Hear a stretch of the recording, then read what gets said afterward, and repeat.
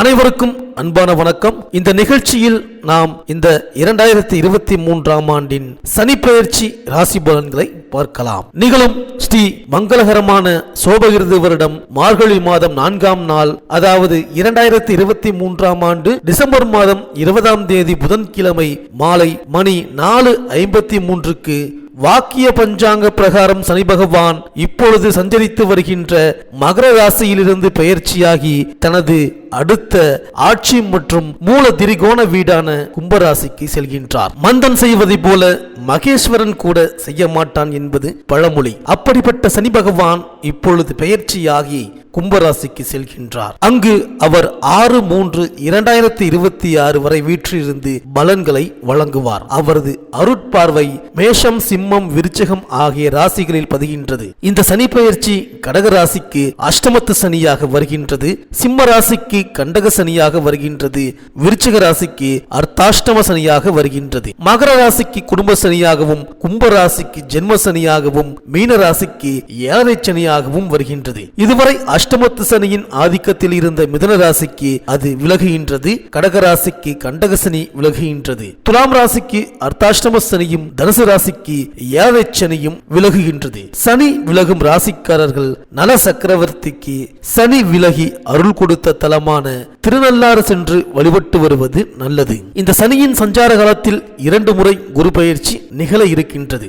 1/5/2024 ரிஷபராசியிலும் 11/5/2025 மிதுன ராசியிலும் குரு பகவான் சஞ்சரிக்கப் போகின்றார். இடையில் 8/10/2025 முதல் 20/12/2025 வரை வக்ர இயக்கத்தில் கடகராசிக்கு செல்கின்றார். 26/4/2025 கும்பராசியில் ராகுவும் சிம்ம ராசியில் கேதுவும் சஞ்சரிக்கின்றார்கள். இடையில் 2 முறை கும்பராசியில் சனி பகவான் வக்ர இயக்கத்தில் இருக்கின்றார். இவற்றையெல்லாம் கருத்தில் கொண்டு 12 ராசிகளுக்கும் பலன்கள் வழங்கப்பட்டுள்ளது.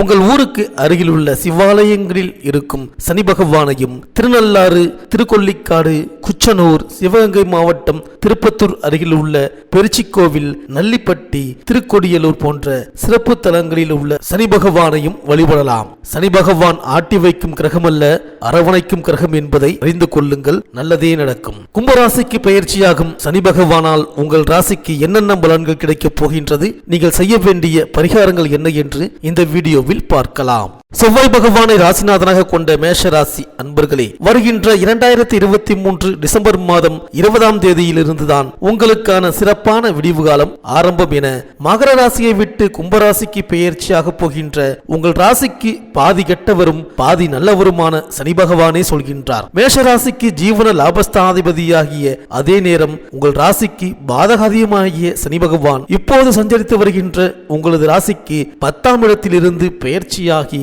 11ஆம் இடத்திற்கு வரப்போகின்றார். இதன் மூலம் சிலர் உங்கள் ராசிக்கு நல்ல பலன்களையும் சில நேரம் சம்பந்தமில்லாத பிரச்சனை பலன்களையும் நடக்கும் என்று கூறுவதால் உங்கள் மனம் கவலையோடு இருக்கலாம். இந்த சனி பெயர்ச்சியின் போது உங்கள் ராசிக்கு விரயஸ்தானத்தில் ராகுவும் 6ஆம் இடத்தில் கேது பகவானும் ஜென்ம ராசியில் குருவும் ராசிநாதனின் வலிமையும் என்ற கிரக நிலைகள் சஞ்சரிக்கின்றன. உங்களது ராசிக்கு கடந்த 2.25 வருடங்களாக ஜீவன கர்ம தொழில் ஸ்தானமான மகர ராசியில் அமர்ந்திருந்த சனி பகவான் பெரிதாக எந்தவித பாதிப்புகளையும் ஏற்படுத்தி இருக்க மாட்டார். காரணம், லக்ன ராசி பிரகாரம் 10ஆம் இடத்தில் ஒரு பாவ கிரகம் நிச்சயமாக அமர்ந்திருக்க வேண்டும் என்ற ஜோதிட விதியின்படி 10ஆம் இடத்திற்கு சனி பகவான் காரகன் என்ற அடிப்படையிலும் ஓரளவு விசேஷகரமான நன்மைகளை மட்டுமே வழங்கியிருப்பார். அதே நேரம் உங்கள் ராசிக்கு கெட்டவர் என்ற அடிப்படையில் அவர் பார்த்த இடங்களால் சில தொந்தரவுகளையும் ஏற்படுத்தி இருப்பார். அனாவசிய விரய நஷ்டங்களையும் உண்டாக்கியிருப்பார். சில சமயங்களில் சாத்தியமில்லாத விஷயங்களில் கூட சட்டன பலிதமாகி இருக்கும். திடீரென சொந்த தொழிலில் அமர்ந்திருப்பீர்கள். அதே நேரம் சம்பந்தமில்லாத விரயங்கள், இழப்புகள், கூடுதல் செலவுகள் என்றபடி நகர்ந்து இருந்தாலும்